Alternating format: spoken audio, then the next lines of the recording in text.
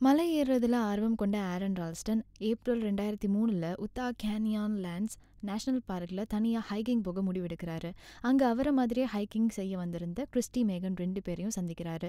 திசை தெரியாமல் குழப்பத்தில் இருந்த அவங்களுக்கு உதவி செஞ்சு அவங்க இதுவரை பார்த்துடாத அங்கே இருந்த நிலத்தடி குளத்தை காட்டுறாரு.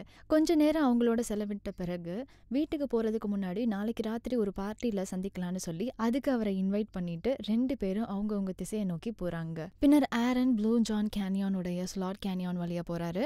அவரும் ஏறும்போது தடுமாறி விழ ஒரு பாறாங்கல் மேலே மோதி அது சறுக்கி அவரோட வலது கை பாறைக்கும் கல்லுக்கும் நடுவில் சிக்கிக்குது. ஆரன் பாறாங்கல்லை தூக்கி அவருடைய கையை எடுக்க முயற்சி செய்கிறாரு. ஆனால் அவரால் அசைக்க முடியல. யாருமே கண்டுபிடிக்க முடியாத இடத்துல இருந்து அவருக்கு யாராவது உதவி செய்ய சொல்லி கத்தி உதவி செய்யறது கூட அந்த இடத்துல யாரும் இல்லை. இப்படியே போனால் பல நாள் இங்கே தான் கிடக்கணும்னு எண்ணி இருக்கிற தண்ணியை சேமிக்க முடிவெடுக்கிறாரு. அவர்கிட்ட இருக்க பாக்கெட் நைஃபை வச்சாவது பாறையோட ஒரு ஓரத்தை உடைக்க முடியுமான்னு முயற்சி செய்கிறாரு.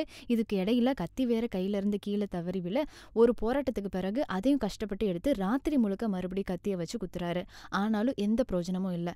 காலையில் இருந்து நின்றுட்டே இருக்கிறதுனால அவர்கிட்ட இருக்கிற கயிறை வச்சு ஓரளவு உட்கார ஊஞ்சல் மாதிரி ஒன்றை தயார் செய்கிறாரு. முடிஞ்ச அளவு ராத்திரி தன்னைத்தானே குளிரில் இருந்து தற்காத்து கொள்றாரு.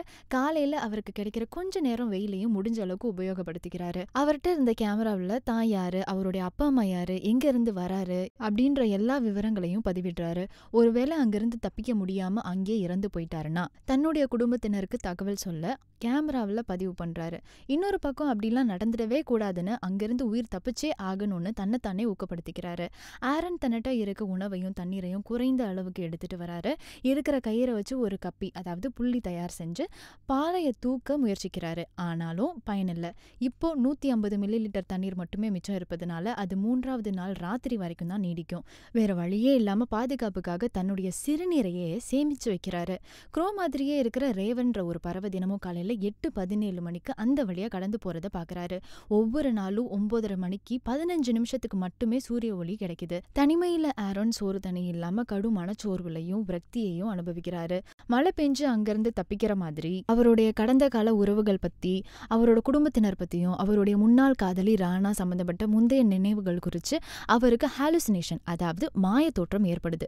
மறுபடி கேமரால மறுநாள் பதிவு பண்ணும்போது தான் நினைச்சு பாக்குறாரு எப்பயும் போல யார்கிட்டயுமே எங்க போறோம்னு சொல்லாம வந்ததை பத்தி. அதே வீடியோ பதிவுல அவங்க அம்மா பண்ண எந்த காலுக்கும் ரிப்ளை பண்ணாம மறுபடி கால் பேக்கும் பண்ணாம இருந்ததுக்காக மன்னிப்பு கேட்கிறாரு. இருந்த தண்ணீர் எல்லாம் தீர்ந்து போய் வேற வழியே இல்லாம தாகத்தையும் தாங்க முடியாம எடுத்து வச்சிருந்த அவருடைய சிறுநீரையே குடிக்க நேரிடுது. இதுதான் அவரோட 5வது நாள் நடந்த நிகழ்வு. மற்றொரு ஹாலுசினேஷன்ல ஆரான் எங்க போறான்றதையோ எப்போ வருவான்றதையோ இத்தனை நாள் இதை எதையுமே யார்கிட்டயுமே சொல்லாம இருந்த தவறுக்காக இப்போ பாறைகளுக்கு நடுவுல மாட்டிக்கொண்டு தண்டனையை அனுபவிக்கிறதா நினைக்கிறாரு.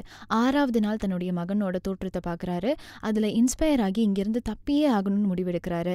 கேமல் பேக் டியூப் இன்சுலேஷனை பயன்படுத்தி டானிக் விட்ட வடிவமைச்சு அதை ஒரு கிளிப் மூலம் இறுக்கி அவருக்கு தெரிஞ்ச முறுக்கு விசை அதாவது டார்க்கை பயன்படுத்தி தன்னுடைய கை எலும்ப முறிச்சிடுறாரு. மல்டி டூல் மூலியமா நரம்புகள் ஒவ்வொன்றையும் துண்டிச்ச உறுப்பை சுத்தி கட்டி மாட்டின கையை அங்கேயே விட்டுட்டு அந்த பாறாங்களையும் படம் பிடிச்சிட்டு ஆரன் 65 அடி அதாவது 20 மீட்டர் ராக் ஃபேஸ்ல ராப்லிங் மூலியமா ஒத்த கையால இறங்கி கீழே தேங்கி இருக்க மழை நீரை பார்த்து தன்னுடைய தாகத்தை தீர்த்துக்கிறாரு. அங்கிருந்து கொஞ்சம் கொஞ்சமா முடிஞ்ச அளவுக்கு வேகமா வெளியே வந்து அங்க நடந்து போன குடும்பத்தினரை கூச்சலிட்டு கூப்பிட்டு உதவி கேட்க அவங்க உடனடியாக காவல்துறைக்கு தகவல் கொடுத்து உத்தாக் ஹைவே பேட்ரோல் சாப்பர்ல வந்து அவரை மருத்துவமனைக்கு கூட்டிட்டு போறாங்க.